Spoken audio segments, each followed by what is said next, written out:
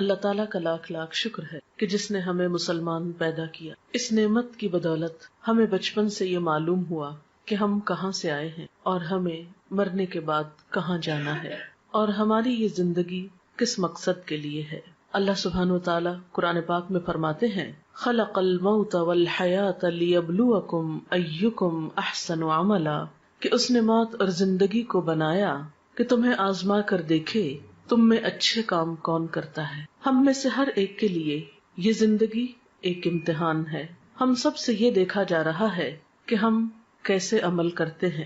پھر ہماری زندگی کے اختتام پر ہم سب کو موت سے واسطہ پڑنے والا ہے، اور ہم سب یہ بات بھی اچھی طرح جانتے ہیں کہ ہماری زندگی میں وہ دن بھی آنے والا ہے جب ہم سب کو اللہ کے حضور حاضر ہونا ہے. وہاں ہمارے اچھے اور برے اعمال کی جانچ پرکھ ہونی ہے. وہاں ہم سے نعمتوں کے بارے میں سوال کیا جانے والا ہے. لہٰذا ہم میں سے ہر ایک کو ان حقائق کے بارے میں اچھی طرح معلوم ہونا چاہیے. آج کی اس شام جس موضوع پر ہم گفتگو کرنے والے ہیں وہ ہے موت کے بعد کیا ہوتا ہے، اور پھر موت کے بعد کیا چیز ہمیں فائدہ دیتی ہے. تو گویا آج کی گفتگو 2 حصوں پر مشتمل ہے. ایک تو بذات خود موت اور اس کے بعد ہونے والے مرحلوں سے متعلق ہے، اور دوسری کہ مرنے کے بعد پھر وہ کون سی چیزیں ہیں جن سے ہم سب کو فائدہ پہنچ سکتا ہے. موت کے بارے میں گفتگو کرنا کوئی بہت خوشگوار بات نہیں، لیکن ہم سب جانتے ہیں کہ یہ ایک بہت بڑی حقیقت ہے جس سے کوئی بھی فرار حاصل کر نہیں سکتا. یہ ایک ایسا تلخ پیالہ ہے جو ہم میں سے ہر ایک کو پینا ہے. اس لیے عقل مند ہے وہ شخص جو آنے والے وقت سے پہلے اس کے لیے تیاری کر لے اور اچھی طرح جان لے کہ اس پر کیسی کیسی کیفیات گزرنے والی ہیں. قرآن پاک میں اللہ سبحانہ وتعالی فرماتے ہیں کل نفس ذائقۃ الموت، ہر شخص کو موت کا مزہ چکھنا ہے. اور یہ بات 3 بار فرمائی گئی ہے. موت کیا ہے؟ موت زندگی کا اپوزٹ ہے، زندگی کا جوڑا ہے. ہر چیز اپنے جوڑے کے ساتھ مکمل ہوتی ہے. اسی طرح زندگی کا تصور اس وقت تک ادھورا رہتا ہے جب تک کہ موت کا ذکر نہ ہو. انسانی تخلیق کے بارے میں اللہ سبحانہ وتعالی نے فرمایا وَكُنْتُمْ أَمْوَاتًا فَأَحْيَاكُمْ ثُمَّ يُمِيتُكُمْ ثُمَّ يُحْيِيكُمْ ثُمَّ إِلَيْهِ تُرْجَعُونَ. تم مردہ تھے، پھر اس نے تم کو زندہ کیا، پھر وہ تم کو موت دے گا، پھر وہ تم کو زندہ کرے گا، پھر تم اس کی طرف لوٹائے جاؤ گے، پھر تم اسی کی طرف جمع کیے جاؤ گے.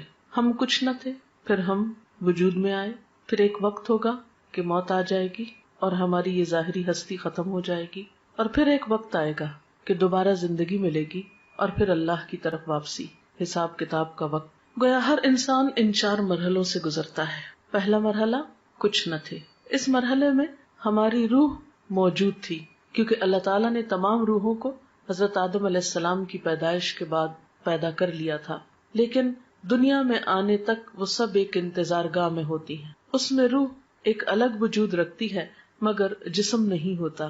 یہ کیفیت بھی موت سے ملتی جلتی ہے جب روح تنہا ہوتی ہے. پھر زندگی جب ملتی ہے تو روح کو جسم مل جاتا ہے. پھر جب موت آتی ہے تو روح جسم سے جدا کر دی جاتی ہے. پھر جب دوبارہ زندگی ملے گی تو جسم اور روح پھر آپس میں مل جائیں گے. تو گویا دوسرے لفظوں میں موت نام ہے جسم اور روح کی جدائی کا، اور زندگی نام ہے دونوں کے ملاپ کا. ہم کچھ نہ تھے، ہم وجود میں آئے، ہماری روح کو جسم ملا، اور جب ہماری زندگی پوری ہو جائے گی، ہمیں دیا ہوا وقت مکمل ہو جائے گا، تو پھر ہم میں سے ہر ایک کو موت کی کیفیت سے لازماً دوچار ہونا ہوگا. وہ وقت بہت اداسی کا وقت ہوتا ہے. جدائی کا وقت تو ویسے بھی خاص زندگی میں ہی کسی سے جدائی ہو وہ ایک تکلیف دہ وقت ہوتا ہے. الگ ہونا، بچھڑنا کوئی خوشگوار بات نہیں. عارضی جدائیاں بھی تکلیف دہ ہوتی ہیں، لیکن کچھ جدائیاں پھر مستقل ہو جاتی اور اس کے بعد دوبارہ اس دنیا میں واپسی کا امکان نہیں. پھر انسان اگلے مرحلے طے کرتا ہے. وہ وقت نہ صرف یہ کہ روحانی طور پر ایک اداسی کا، تکلیف کا وقت ہوتا ہے، بلکہ جسمانی طور پر بھی ایک تکلیف دہ وقت ہوتا ہے. موت کے وقت کی ایک سختی ہوتی ہے، روح کے ساتھ جسم بھی اس تکلیف کو محسوس کرتا ہے. انسان کا بال بال دکھتا ہے. وہ وقت ایک بے ہوشی کا سا وقت ہوتا ہے. قرآن پاک میں سورۃ قاف میں اللہ تعالیٰ فرماتے ہیں وَجَاءَتْ سَكْرَةُ الْمَوْتِ بِالْحَقِّ، اور موت کی بے ہوشی یا موت کی سختی حق لے کر آ پہنچی. یعنی موت کے وقت ایک بے ہوشی کی سی کیفیت اور ایک تکلیف کی سی کیفیت ہوتی ہے. اسی لیے حضور صلی اللہ علیہ وسلم نے ایک دعا سکھائی، اللہم اعنی علی سکرات الموت وغمرات الموت. اے اللہ تو میری مدد فرما موت کی بے ہوشیوں پر اور موت کے وقت جو تکلیف ہے اس پر. اللہ سبحانہ وتعالی یہ بھی فرماتے ہیں، کلا اذا بلغت التراقی وقیل من راق وظن انہ الفراق والتفت الساق بالساق الی ربک یومئذ المساق. سورۃ القیامہ کی ان آیات میں بتایا گیا کہ جب جان حلق تک پہنچ جاتی ہے تو کہا جاتا ہے کہ ہے کوئی جھاڑ پھونک کرنے والا.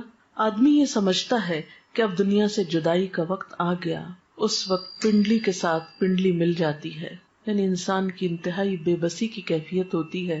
نہ کوئی علاج کام آتا ہے، نہ کوئی دم درود کام آتا ہے، اور انسان اپنی روح کو خیر بات کہہ دیتا ہے. حضرت جابر رضی اللہ تعالی عنہ کہتے ہیں، رسول اللہ صلی اللہ علیہ وسلم نے فرمایا، موت کی تمنا نہ کرو، لا تمنوا الموت. جان کنی کی تکلیف بڑی شدید ہے، اور یہ نیک بختی کی علامت ہے کہ اللہ کسی بندے کی عمر لمبی کر دے اور اسے توبہ کی توفیق عطا فرما دے. موت کے بعد جسم ہوتے وہ قبر میں ہوتی ہے، اور روح جو ہوتی علیین سجین میں ہوتی ہے. نیک لوگوں کی روح علیین میں ہوتی ہے جو بلند جگہ ہے، اور بدترین لوگوں کی روح سجین میں ہوتی ہے جو قید خانہ ہے، اور وہاں ان کے ساتھ جو بھی معاملہ ہوتا ہے جزا یا سزا کا. لیکن قبر کے اندر یا جسم جہاں پر بھی ہو ایک لنک اس کا برابر رہتا ہے، جس سے جسم بھی تکلیف محسوس کرتا رہتا ہے، خواہ وہ ایک گھڑے کے اندر ہو یا پھیلا ہوا ہو. بالکل ایسے ہی ہے جیسے کروڑوں میل دور سورج ہونے کے باوجود اس کی کرن ہمارے جسم پہ پہنچتی ہے تو ایک کنیکشن ہو جاتا ہے، اور ایک جیسے شعاع آپ کی آنکھ میں اگر ریفلیکٹ ہو کے بھی آتی ہے تو ایک پیئرسنگ افیکٹ ہوتا ہے اس کا. تو اسی طرح قبر میں مردے کو جو عذاب ہوتا ہے یہ قرآن و حدیث سے ثابت ہے. لیکن شہداء کی روحیں جو ہیں وہ جنت میں ہوتی ہیں، ان کو رزق دیا جاتا ہے اور ان کے ساتھ اچھا معاملہ ہوتا ہے. آپ نے فرمایا، شہیدوں کی روحیں سبز پرندوں کی شکل میں قندیلوں میں رہتی ہیں جو عرش الہی کے نیچے لٹکی ہوئی ہیں. جب چاہتی ہیں جنت میں سیر کے لیے چلی جاتی ہیں، اور جب چاہتی ہیں واپس آ کے انہیں قندیلوں میں بیٹھ جاتی. یہ مسلم کی روایت ہے. حضرت عبداللہ بن عباس کہتے ہیں کہ آپ صلی اللہ علیہ وسلم نے فرمایا، شہداء جنت کے دروازے پر بہنے والی خوبصورت نہر کے سبز گنبدوں میں ہیں جہاں انہیں صبح شام ان کا رزق دیا جاتا ہے. اس کے بعد یہ کہ قیامت کا دن آتا ہے اور انسان کا حساب کتاب شروع ہوتا ہے. میں اس کی تفصیلات میں نہیں جاؤں گی. میں اپنے لیکچر کا دوسرا اہم ترین حصہ کہ مردے کے لیے پھر ہمیں کیا کرنا چاہیے وہ تو پہنچ گیا جہاں اس کو پہنچنا تھا. ان احادیث کی روشنی میں اور قرآنی آیات کی روشنی میں زیادہ بڑا فرق جو ہے وہ مسلم اور کافر کا ہے، اور ایک چیز بیچ میں منافق کی بھی آتی اور برے اعمال کی بھی آتی. بہرحال قیامت کے دن انسان کی شکلوں صورتوں کو، اس کے مال کو، پراپرٹی کو، جائیداد کو، اس کی ذہانت اور اس کی ڈگریوں کو، سرٹیفکیٹس کو نہیں دیکھا جائے گا. اس کی نیت دیکھی جائے گی، اس کا اخلاق اور اس کے اعمال اور اس کا کردار دیکھا جائے گا کہ اس نے اللہ تعالیٰ کی پسند کے کتنے کام کیے. مثلاً ایک شخص زبان کھولتا ہے اور غلط باتیں کرتا ہے، جھوٹ بولتا ہے، الزام تراشی کرتا ہے اور ساتھ نماز بھی پڑھتا ہے. ایک شخص شہید ہو رہا ہے اور ساتھ والدین کی نافرمانی وہ کرتا ہے. تو کچھ مسلمان ایسے ہوں گے کہ جن کے ملے جلے عمل ہوں گے. اب یہ اللہ تعالیٰ پر ڈیپینڈ کرتا ہے کہ وہ کس کے ساتھ کیا معاملہ کرے. دیکھیں نا، آپ انسانوں میں کچھ انسان ہوتے ہیں جو آپ کے دوست ہوتے ہیں، آپ کو معلوم ہے کیسے معاملہ کریں. کچھ دشمن ہوتے ہیں، آپ کو پتا ہے. کچھ بیچ کے لوگ ہوتے ہیں، پھر وہ اللہ کی مرضی جس کیٹیگری میں ان کو رکھے. لیکن بہرحال نبی صلی اللہ علیہ وسلم نے جب صحابہ کرام کے سامنے ان سب باتوں کا ذکر کیا تو صحابہ کرام ایک موقع پر اتنا روئے کہ سب نے اپنے منہ پہ کپڑے ڈال لیے اور سسکیاں لے لے کر روئے. ان سب نے یہ محسوس کیا گویا یہ ساری باتیں ہمارے ہی بارے میں کی گئی ہیں. لیکن جب ہمیں اس طرح کی کوئی بات سنائی جائے تو ہم کہتے ہیں نہیں یہ تو کافر کی بات ہے، منافق کی بات ہے، ہم تو کلمہ پڑھتے ہیں اس لیے ہم پہ کوئی اثر نہیں. لیکن ٹھیک ہے ہم کلمہ پڑھتے ہیں، لیکن یہ بھی دیکھنا چاہیے کہ کلمے کی تصدیق کتنی کرتے ہیں، اس کو سچا کتنا مانتے ہیں، اور اللہ تعالیٰ کو بڑا کتنا مانتے ہیں، اس کی اطاعت کتنی کرتے ہیں. یہ بات بھی ہم سب کو سوچنے کی ہے. بات یہ ہے کہ عمل سے ہی انسان کی زندگی بنتی ہے اور اللہ تعالیٰ بھی انسان کے عمل کو دیکھتا ہے. اس لیے ہم سب کو یہ دیکھنا چاہیے کہ ہم نے اپنی آخرت کے لیے کیا تیار کر رکھا ہے. جیسے کہ قرآن پاک میں آتا ہے وَلْتَنْظُرْ نَفْسٌ مَّا قَدَّمَتْ لِغَدٍ، چاہیے کہ ہر شخص دیکھے اس نے اپنے کل کے لیے کیا تیاری کی ہے. سورۃ یاسین میں بھی اللہ سبحانہ و تعالیٰ فرماتے ہیں اِنَّا نَحْنُ نُحْيِي الْمَوْتَىٰ وَنَكْتُبُ مَا قَدَّمُوا وَآثَارَهُمْ وَكُلَّ شَيْءٍ أَحْصَيْنَاهُ فِي إِمَامٍ مُبِينٍ، کہ یقیناً ہم مردوں کو زندہ کریں گے اور ہم لکھ رہے ہیں جو کچھ وہ آگے بھیجتے ہیں اور جو اپنے آثار چھوڑ رہے ہیں، اور ہر چیز کو ہم نے ایک کھلی کتاب میں لکھ رکھا ہے. تو گویا ہر انسان کا نامہ اعمال دو چیزوں پر مشتمل ہے، ایک وہ جو اپنی زندگی میں کام کرتا ہے اچھے یا برے، دوسرے وہ جو اس کے بعد اس کے نام پر یا اس کو دیکھ کر لوگ کرتے ہیں. مثلاً اس کے جتنے بھی آثار ہیں، آثار سے مراد نشانیاں ہوتی ہیں، اثر کی جمع ہے. بچے اس کی نشانیاں ہیں، یا اس کا علم اس کی ایک نشانی یا علامت ہے، یا اور اس کے کچھ اچھے اعمال. ایسے اعمال کا اس کو بعد میں بھی بونس ملتا رہتا ہے، اجر ملتا رہتا ہے، لیکن نئے عمل کرنے کا وقت ختم ہو جاتا ہے. اس لیے ہم دیکھتے ہیں کہ نبی صلی اللہ علیہ وسلم نے فرمایا مرنے کے بعد انسان کے اعمال کا سلسلہ منقطع ہو جاتا ہے سوائے تین چیزوں کے جن کا ثواب میت کو پہنچتا رہتا ہے. نمبر 1 صدقہ جاریہ کرنا، نمبر 2 لوگوں کو فائدہ دینے والا علم، نمبر 3 نیک اولاد جو میت کے لیے دعا کرتی ہے. تو گویا انسان کے آثار میں تین چیزیں ہیں. ایک تو یہ کہ زندگی میں انسان ایسی جگہ اپنے ہاتھ سے پیسہ لگا جائے کہ جس سے لوگوں کو فائدہ پہنچے، سے کوئی کنواں کھدوا دیا، یا کوئی اسکول بنوایا، کوئی ہاسپٹل بنوایا، یا کوئی اور اچھا کام کیا. دوسرا یہ کہ کسی کو کوئی تعلیم دے جائے، کچھ سکھا جائے، کوئی اچھی بات بتا جائے اور وہ اس پر عمل کرے. اور تیسری یہ کہ نیک اولاد جو اچھی تربیت والدین کرتے ہیں تو اس پر جو کچھ وہ نیک اولاد کام کرے گی وہ والدین کے لیے اجر و ثواب کا باعث ہوگی. حضرت انس کہتے ہیں کہ میں نے نبی صلی اللہ علیہ وسلم سے سنا، آپ فرماتے ہیں دوست تین قسم کے ہوتے ہیں، یعنی فرینڈز کی تین قسمیں. ایک دوست تم سے کہتا ہے میں تمہارے ساتھ رہوں گا یہاں تک کہ تم قبر میں پہنچ جاؤ. ایسا آدمی جب قبر میں پہنچتا ہے تو وہ دوست اس کا ساتھ چھوڑ دیتا ہے. دوسرا دوست وہ تم سے کہتا ہے تمہارا بس اتنا حصہ ہے جتنا تم نے غریبوں کو دیا، اور جو کچھ تم نے نہیں دیا اپنے پاس رکھا وہ تمہارا نہیں. اس دوست کا نام مال ہے. یعنی ایک انسانی دوست ہے جو زندگی میں ساتھ دیتا ہے، مرنے پہ ساتھ چھوڑ جاتا ہے. دوسرا مال ہے جو اگر تو اچھے کاموں میں لگا دیا جائے، دوسروں پہ خرچ کیا جائے تو بعد میں بھی کام آئے گا، اور اگر صرف اپنی ذات پر خرچ کر دیا اور اپنی خواہشات کے پورا کرنے پر تو اس سے کیا ہوگا، وہ بعد میں کام نہیں آئے گا. اور تیسرا دوست تم سے کہتا ہے کہ میں تمہارے ساتھ رہوں گا اس جگہ بھی جہاں تم داخل ہوگے، اس جگہ بھی جہاں سے تم نکل کر جاؤ گے، یعنی قبر. اس کا نام عمل ہے. آدمی حیران ہو کر عمل سے کہے گا بخدا ان تینوں طرح کے دوستوں میں سے تم میں حقیر اور معمولی چیز سمجھتا تھا اور یہ میری بھول تھی. میں نے رشتہ داروں کے لیے، دوستوں کے لیے سب کچھ کیا، کوئی کام نہیں آیا، صرف عمل ہی ساتھ رہا. تو گویا ایک دوست انسان ہے، دوسرا مال ہے اور تیسرا عمل ہے. انسان انسانی دوستوں کو بہت اہمیت دیتا ہے، مال کو بھی بہت چاہتا ہے، لیکن کام کرنا پسند نہیں کرتا جبکہ ساتھ اسی کو دینا ہے. حضرت ابو ہریرہ سے روایت ہے نبی صلی اللہ علیہ وسلم نے فرمایا بے شک مومن کے ان کاموں اور نیکیوں میں سے جن کا ثواب اسے مرنے کے بعد بھی پہنچتا رہے گا یہ چیزیں ہیں. یعنی اپنی زندگی میں انسان ایسے کام کر جائے جس کا اجر و ثواب اس کو مرنے کے بعد ملے. تو آپ صلی اللہ علیہ وسلم نے اب وہ کام بتائے. اب یہ حدیث ہم سب کے لیے کہ وہ کون سے کام ہیں جو آج ہم کریں تو ہمیں قبر میں بھی اس کا پروفٹ ملتا رہے گا، اس کا فائدہ ملتا رہے گا، کیونکہ عمل ہی ساتھ جائے گا نا. وہ کون سے ہیں؟ نمبر 1 وہ علم جس کو اس نے سیکھ کر پھیلایا، یعنی خود بھی سیکھا اور دوسروں کو بھی سکھایا یا پھیلایا. نمبر 2 نیک اولاد جو اپنے بعد چھوڑ گیا، کیونکہ وہ بھی جو کچھ کرے گی انسان کی کوشش ہوتی ہے نا اس میں شامل، کیونکہ اولاد کو سکھاتا ہے انسان طالب علموں کی طرح تربیت کرتا ہے، تو جو وہ کرے گی وہ بھی ثواب ملے گا اس. نمبر 3 قرآن مجید جس کا وہ دوسرے کو وارث بنا گیا، یعنی اس کے اپنا تھا جس سے پڑھتا تھا کرتا تھا، پھر وہ کسی کو دے گیا اور کوئی اور اس کو پڑھ رہا ہے. نمبر 4 مسجد جو وہ تعمیر کر گیا. نمبر 5 مسافروں کے ٹھہرنے کے لیے گھر بنا گیا، یہ کوئی ہاسٹل بھی ہو سکتا ہے، کوئی مسافر خانہ، سرائے، کچھ بھی ہو سکتا ہے. نمبر 6 نہر جاری کر گیا، یعنی پانی کا انتظام کر گیا. نمبر 7 صدقہ خیرات جو وہ اپنے مال میں سے اپنی تندرستی اور زندگی کی حالت میں نکال کے گیا، یعنی کہ مرتے وقت یہ فلاں کو دے دو فلاں کو، وہ تو پھر ہو گیا اوروں کا. ان چیزوں کا اس کو مرنے کے بعد بھی ثواب پہنچتا رہے گا. یعنی یہ وہ اعمال ہے کہ جو مرنے کے بعد بھی انسان کے کام آتے ہیں. حضرت ابو ہریرہ سے روایت ہے سعد بن عبادہ کی والدہ فوت ہو گئی تو سعد نے کہا اے اللہ کے رسول صلی اللہ علیہ وسلم میری ماں فوت ہو گئی ہے، کیا میں اس کی طرف سے خیرات کر سکتا ہوں؟ آپ نے فرمایا ہاں.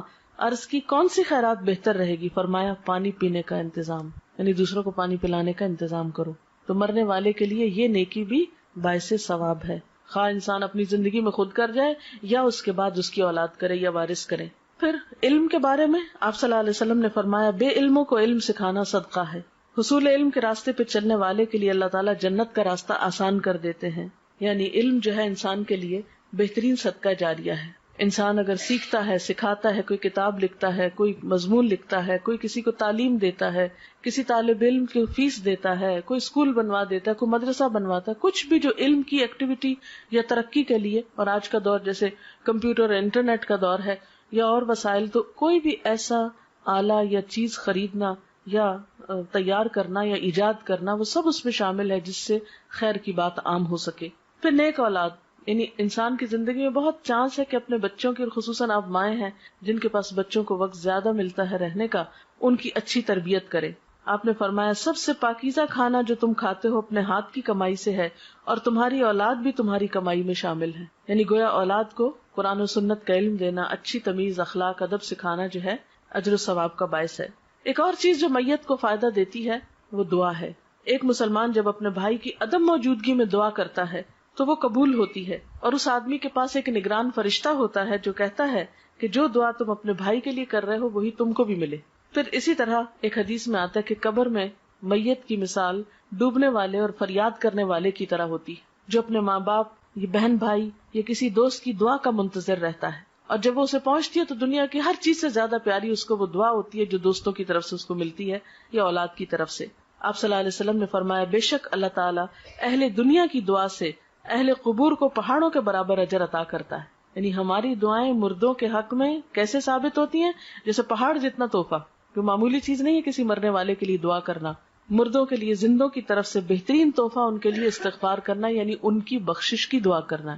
اور وہ دعا کیا ہے؟ اللہم اغفر لہ وارحمہ وعافہ واعف عنہ واکرم نزلہ ووسع مدخلہ واغسلہ بالماء والثلج والبرد ونقہ من الخطایا کما ينقى الثوب الابيض من الدنس اللہم ابدلہ دارا خیرا من دارہ واہلا خیرا من اہلہ وزوجا خیرا من زوجہ اللہم ادخلہ الجنۃ واعذہ من عذاب القبر ومن عذاب النار.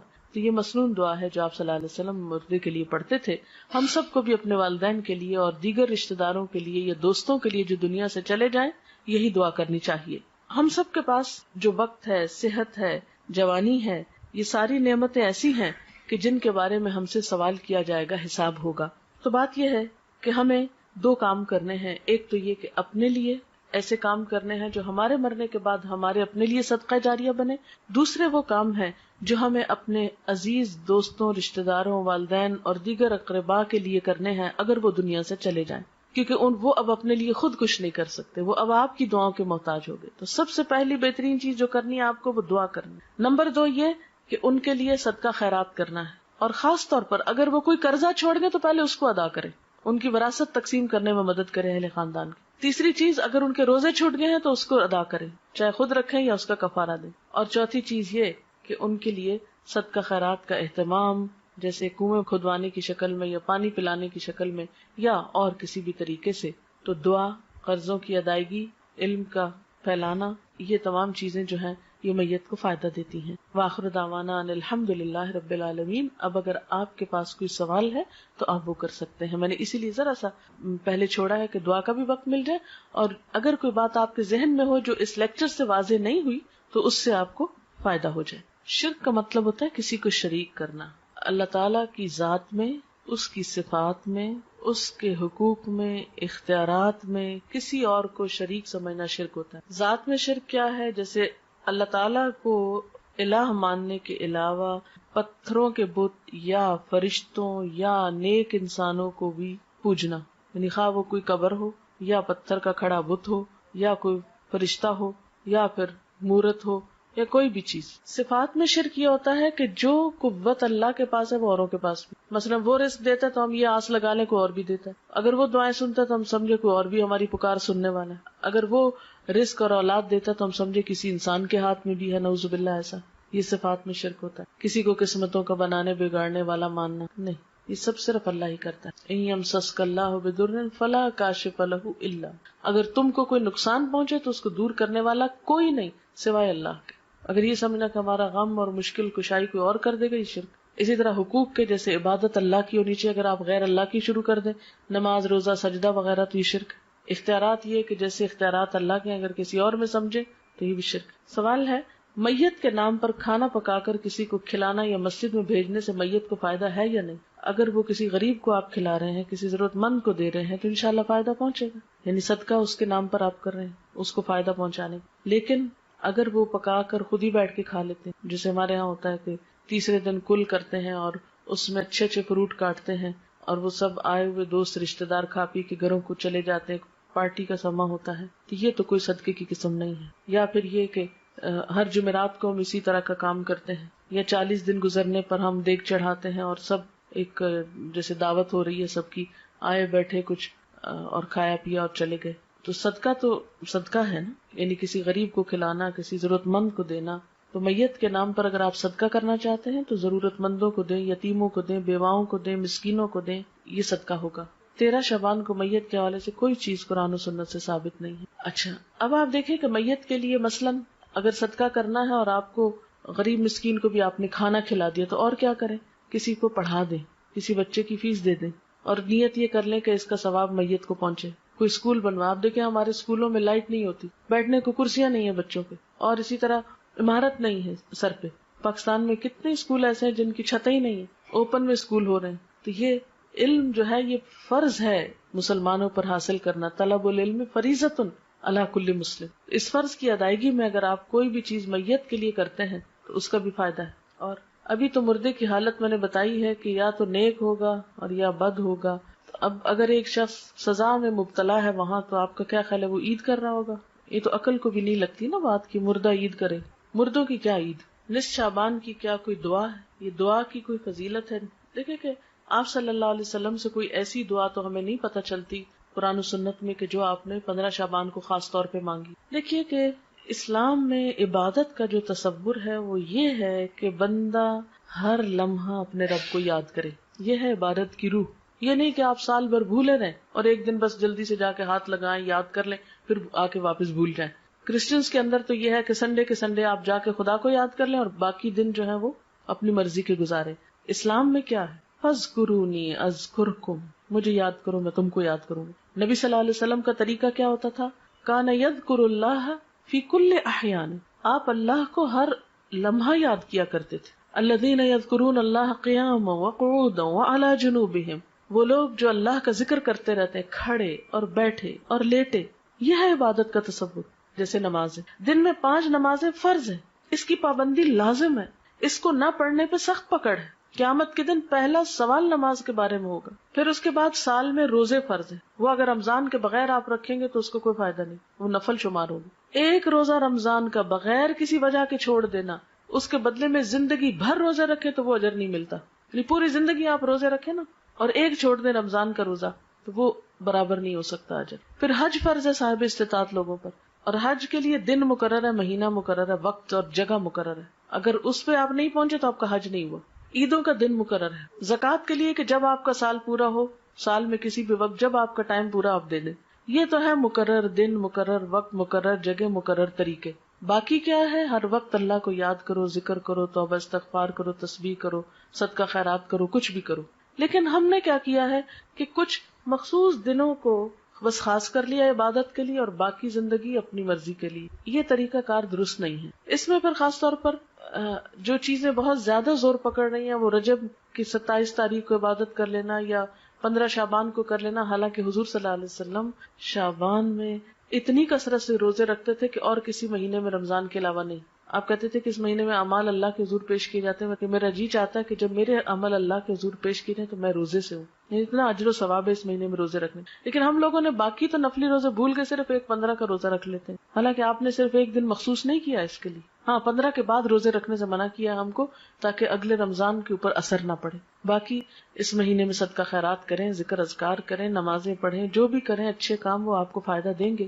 لیکن صرف مخصوص اوقات میں مخصوص طریقے کی مخصوص نماز پڑھ کے فارغ ہو جانا اور پھر فرائض کی بھی پابندی نہ کرنا، یہ بات درست نہیں۔ عورتوں کے قبرستان جانے کے بارے میں یہ کہ پسندیدہ نہیں ہے، کبھی ایک آدھ بار چلا جائے انسان عبرت کے لیے تو اور بات ہے، جیسے حضرت عائشہ سے روایت ہے ایک دفعہ وہ گئی تھی اپنے بھائی کی قبر پر، یا یہ کہ آپ لوگ کہیں بازار سے گزر رہے ہوتے ہیں تو راستے میں قبرستان ہے اور گاڑی گزر رہی تو آپ بھی دعا پڑھ دیں۔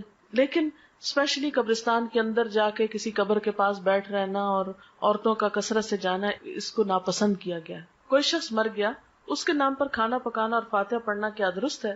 میں نے بتایا نا ابھی کہ اس کی طرف سے صدقہ کرنے کے لیے آپ کسی غریب کو دے دیجئے اور کسی ضرورت مند کو کھلائیے. آپ اس کے نام پہ صدقہ کر سکتے. نام سے مراد یہ کہ اس کی طرف سے کہ اس کو ثواب پہنچے، صدقہ خیرات آپ کر سکتے ہیں. جی فاتحہ جو ہے یہ تو اپنی ہدایت کی دعا ہوتی. سورۃ الفاتحہ میں کیا ہے؟ ایاک نعبد و ایاک نستعین اہدنا الصراط المستقیم. ہم صرف تیری عبادت کرتے ہیں اور تجھ سے ہی مدد مانگتے ہیں، ہمیں سیدھا راستہ دکھا. تو مردے کو تو ہدایت کی دعا نہیں چاہیے، مردہ تو مر گیا، اس کو تو اب بخشش کی دعا چاہیے. اس لیے اس موقع پر کچھ مخصوص ذکر آپ صلی اللہ علیہ وسلم نے ہمیں نہیں سکھایا. بس نیت کریں، خواہ گھر میں نہیں بھی پکائیں. دیکھیں کتنے لوگ ہیں جو گھر میں کھانا پکا سکتے ہیں. کئی لوگ جو ہیں وہ ان میں ہمت نہیں، کوئی بیمار ہے، کوئی مصروف ہے، کوئی کسی کے پاس اتنی وسعت نہیں. تو آپ بے شک راشن دے دیں، آپ پیسہ دے دیں، آپ کسی بھی طرح کسی کی مدد کر دیں. ضروری نہیں کہ پکا کے سامنے رکھ کے پڑھ کے پھر دیں. یہ ہم نے خود رواج نکال لیا ہے. دعا کرنا جو ہے میت کو سب سے زیادہ فائدہ دیتا ہے. دیکھیں ہمارا دعا پہ کچھ خرچ نہیں آتا. اذان سن لیجئے پھر دعا کرتے ہیں. سبحان اللہ وبحمدہ عدد خلقہ ورضا نفسہ وزنۃ عرشہ ومداد کلماتہ سبحان اللہ العظیم.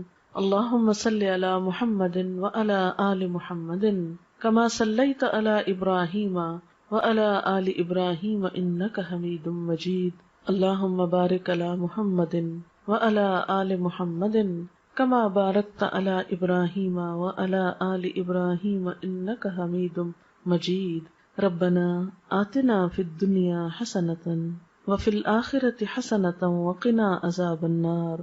ربنا لا تزغ قلوبنا بعد إذ هديتنا وهب لنا من لدنك رحمة إنك أنت الوهاب. ربنا هب لنا من أزواجنا وذرياتنا قرة أعين واجعلنا للمتقين إماما. ربنا لا تؤاخذنا إن نسينا أو أخطأنا. ربنا ولا تحمل علينا إصرا كما حملته على الذين من قبلنا. ربنا ولا تحملنا ما لا طاقة لنا به واعف عنا واغفر لنا وارحمنا أنت مولانا فانصرنا على القوم الكافرين. یا اللہ پاک جو کچھ ہم نے پڑھا ہے سنا ہے اپنی رحمت سے اسے قبول فرما.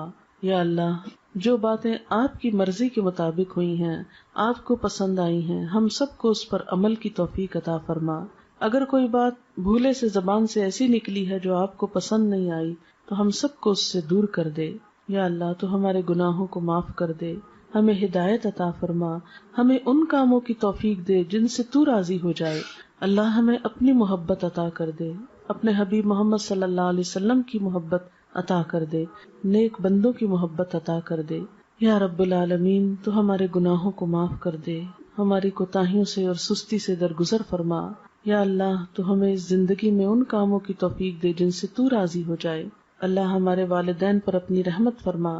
یا رب العالمین ریحانہ اور رخسانہ کی والدہ پر اپنی رحمت فرما، ان کے درجات بلند فرما، ان کو اپنی عافیت میں رکھ، ان کو جنت الفردوس کے اعلی مقام میں جگہ عطا فرما، انہیں آخرت کی بہترین بھلائیاں نصیب فرما، ان کی اولاد کو ان کے لیے صدقہ جاریہ بنا، انہیں بہترین نیک اعمال کی توفیق دے جو ان کی والدہ کے لیے بہترین اجر کا سبب ہوں. یا رب العالمین ہم سب بھی اس رستے کے مسافر ہیں، ہمیں بھی ان کاموں کی توفیق دے جو ہمیں وہاں کام آنے والے ہیں. ہماری موت کی سختی کو ہم پہ آسان کر دینا، نیک فرشتوں سے ہمارا واسطہ ہو. یا اللہ ہمیں قبر کے عذاب سے بچانا. یا اللہ تو ہمارا خاتمہ ایمان پر فرمانا، آخری وقت کلمہ نصیب فرمانا. یا اللہ ہماری اولادوں کو ہماری آنکھوں کی ٹھنڈک بنا، انہیں دنیا اور آخرت میں کامیابی دے. یا اللہ ہمیں نیکی کے کاموں کی توفیق دے، برائیوں سے بچنے کی توفیق عطا کر دے. اپنی ذات پر ہمیں مکمل ایمان اور بھروسہ عطا کر دے. جتنی بہنیں یہاں آئی ہیں سب کا آنا قبول کر، اس گھر پر اپنی خیر و برکت نازل فرما، سب کے دکھ تکلیفیں پریشانیاں دور فرما، ہم سب کو اپنی رحمت سے ڈھانپ لے، ہم سے درگزر فرما. تو ہی ہمارا مولا ہے، ہم سب پر اپنی رحمت فرما. ربنا تقبل منا انک انت السمیع العلیم وتب علینا انک انت التواب الرحیم. وصلی اللہ تعالی علی خیر خلقہ محمد وعلی آلہ واصحابہ واہل بیتہ اجمعین برحمتک یا ارحم الراحمین. الہی آمین. سبحانک اللہم و بحمدک نشہد ان لا الہ الا انت نستغفرک و نتوب الیک۔ رخسانہ کچھ کیسٹ اور کتاب شاید آپ کو اپنی والدہ کے صدقہ جاریہ کے لیے تقسیم کرنا چاہتی ہیں، اس کے لیے میں آپ کو تھوڑا سا گائیڈ کرنا چاہوں گی کہ جب بھی آپ نماز پڑھیں اور قرآن پاک پڑھیں تو یہ چھوٹی سی دعاؤں کی کتاب ہے، اس کو آپ اپنے پرس میں رکھ لیں، اپنے کہیں بھی قریب رکھ لیں۔ تو ویسے تو اتنی دعائیں زبانی یاد نہیں ہوتی، بھول بھی جاتے ہیں ہم، ترتیب یاد نہیں ہوتی، تو آپ کیا کر سکتے ہیں کہ قرآن پاک کے بعد دعا قبول ہوتی ہے، اس وقت آپ وہ کتاب کھولیں، 5 دعائیں، 10 دعائیں، 20 جتنی آپ میں توفیق ہو ان کو پڑھ لیں، نشانی رکھ لیں، پھر اگلی نماز کے بعد پھر اگلی 5-10 پڑھ لیں، پھر اگلی نماز کے بعد اس طرح کر لیں، یا اگلی تلاوت کے بعد، کیونکہ میرا خود اپنا طریقہ یہی ہے کہ میں جب بھی نماز یا قرآن پڑھتی ہوں تو پھر ان دعاؤں کو آگے آگے چلاتی جاتی ہوں۔ اس طرح الحمدللہ قرآن کی دعائیں اور نبی صلی اللہ علیہ وسلم کی جو مسنون دعائیں ہیں جس میں دنیا آخرت کی ہر بھلائی کا ذکر ہے، ہمارا اپنا دماغ اتنا کام نہیں کرتا، تو وہ آپ پڑھتے جائیں۔ اس کا ایک تو فائدہ آپ کو خود ہوگا، دوسرا یہ کہ جن کے صدقہ جاریہ کے لیے یہ دیا جا رہا ہے ان کو بھی ثواب پہنچے گا۔ دوسرا ایک کیسٹ ہے، اس کیسٹ کا نام ہے واپسی۔ یہ ہماری ایک بچی تھی، طالبہ تھی، وہ فوت ہو گئی، اچانک اس کا ایکسیڈنٹ ہوا تو فوت ہو گئی۔ وہ اتنی نیک بچی تھی کہ خود پڑھتی بھی تھی اور پڑھاتی بھی تھی اور ہر ایک کی مدد کے لیے تیار رہتی تھی، تو اس کی زندگی ایک بہت مثالی زندگی تھی۔ اور اس کے علاوہ تعزیت کے کچھ آداب اور واپسی کا جو سفر ہے دنیا سے، اس پہ کچھ باتیں اس کیسٹ میں موجود ہیں، آپ خود بھی سنیں، اوروں کو بھی سنائیں، تو اس سے بھی انشاءاللہ ان کی والدہ کے لیے بھی اور خود اس بچی کے لیے جو فوت ہوئی ہے ایک صدقہ جاریہ ہوگا۔ اگر ہم دوسروں کے لیے بھلائی سوچیں گے، ہم دوسروں کے لیے خیر سوچیں گے، تو انشاءاللہ اللہ تعالی ہمارے لیے بھی کوئی خیر کا راستہ نکال دے گا۔ السلام علیکم ورحمۃ اللہ وبرکاتہ۔